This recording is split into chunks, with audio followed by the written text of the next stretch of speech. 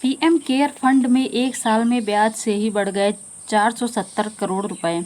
कोविड-19 महामारी के दौरान मार्च 2020 में बनाया गया PM cares fund prime ministers citizen assistance and relief in emergency situations fund की वित्तीय वर्ष 2024 से 25 की ऑडिट रिपोर्ट सार्वजनिक कर दी गई है। आधिकारिक वेबसाइट पर जारी ऑडिट स्टेटमेंट के अनुसार 31 मार्च 2025 तक फंड का कुल कोष बढ़कर 8,452.07 करोड़ रुपए हो गया है।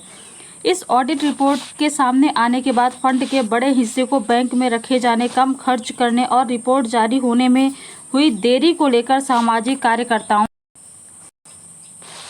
और चार्टर्ड अकाउंटेंट्स ने सवाल उठाए हैं। एफडी और ब्याज से कैसे बढ़ा फंड का दायरा?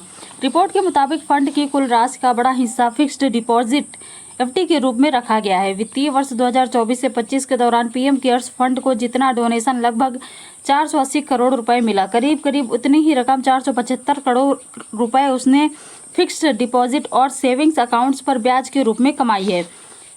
4,852 करोड़ रुपए में से कुल खर्च सिर्फ 87.85 लाख रुपए, जहां एक तरफ फंड का बैलेंस 7,173 करोड़ रुपए से बढ़कर 8,452 करोड़ रुपए पहुंच गया, वहीं इस दौरान खर्च बेहद सीमित रहा। पूरे वित्त वर्ष में केवल 87.85 लाख रुपए का भुगतान दिखाया गया है।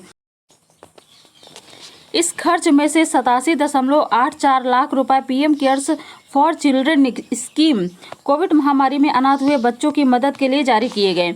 ऑडिट रिपोर्ट पर अब क्यों और क्या सवाल उठ रहे हैं? मीडिया रिपोर्ट्स के मुताबिक ऑडिट रिपोर्ट सामने आने के बाद राइट टू इन्फॉर्मेशन कार्यकर्ताओं और वित्तीय विशेषज्ञों ने कई बिंदुओं पर ध्यान दिया है।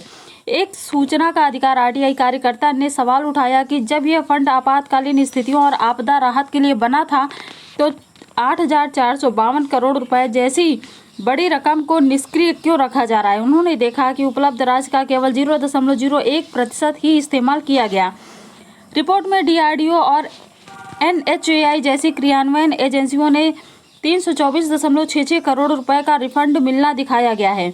हालांकि एक पेज के स्टेटमेंट में यह स्पष्ट नहीं है कि यह रिफंड किस प्रोजेक्ट का था या क्या यह किसी डिफेक्टिव उपकरण से जुड़ा मामला था। वित्तीय वर्ष 31 मार्च 2025 को खत्म हुआ था, लेकिन ऑडिट रिपोर्ट पर हस्ताक्षर अगस्त 2026 के पहले हफ्ते में किए गए।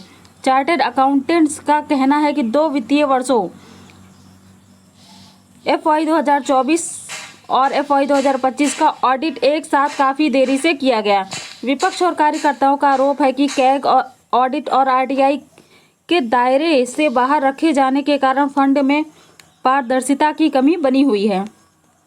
केंद्र सरकार और ट्रस्ट का इस पर रुख रहा है कि पीएम केयर्स एक सार्वजनिक चैरिटेबल ट्रस्ट है जो पूरी तरह से स्वैच्छिक योगदान पर चलता है और इसमें कोई सरकारी बजटीय पैसा नहीं लगा, इसलिए यह आरटीआई अधिनियम के तहत पब्लिक अथॉरिटी की कैटेगरी में नहीं आता है।